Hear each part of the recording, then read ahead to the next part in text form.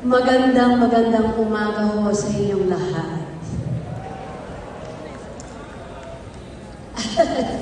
Hindi ko po alam kung saan ko po ilalagay ang puso ko, sa saya, sa napanood ko, yung kaligayahan, yung fulfillment, yung kahit paano ay may naging resulta ang isang taon na tiwala na ibinigay sa akin ng Batanggenyo.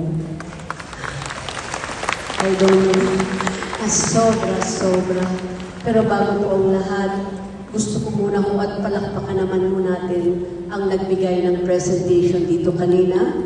Ang writer po ay sa Stonyhurst, Lipa, Donabel Atienza. And to each and every one performer, maraming salamat po. Magandang umaga ho sa inyong lahat! Okay ba yung napanood nyo? Maraming salamat po. Thank you. So, hindi ko alam pa paano sobra. Pwede ba huminga? Anyway, magandang araw po sa inyong lahat na naririto ngayon para napakinggan ang pag-uulat sa mga nagawa po ng ating pong pamahalaang panglalawigan sa nakaraang isang taon at mga gagawin pa sa mga susunod na taon.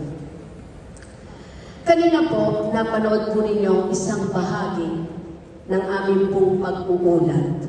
Nagustuhan niyo ba? Ay, palakpak naman yan. Maraming salamat po. Ngayon naman po ay nais ko magbigay ng ilang pananalita tungkol po naman sa ibang bagay na malapit po sa aking puso.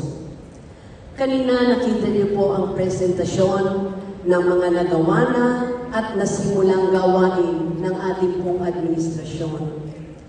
Kung marami po tayong nagawa sa nakaraang isang taon, nagawa po ito natin dahilan sa pagkakaisa, pagsisikap ng ating pong mga empleyado sa Kapitolyo.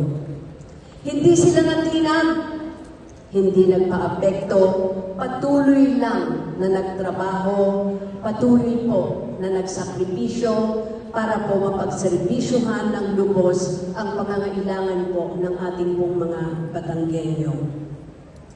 Kasama na rin siyempre ang aking pong partner sa pagsisilbi para maibigay ko rin ang pangangailangan ng ating pong mga kapamilyang Batanggenyo.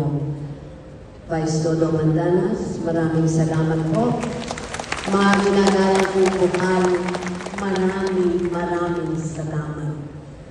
At syempre, sa lahat po ng ating pong mga empleyado, because to our provincial government employees, a government job is a matter of service, a matter of duty.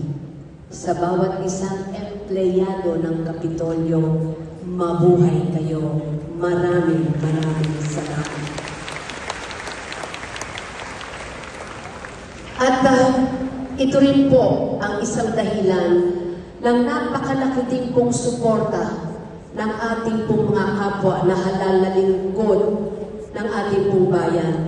Ang ating pong mga congressmen, maraming salamat sa inyo.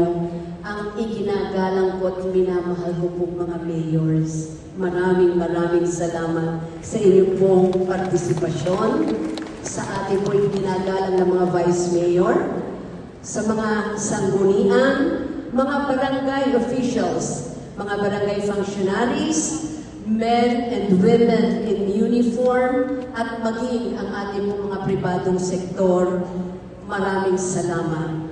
The magic word is teamwork. Maraming salamat sa inyo.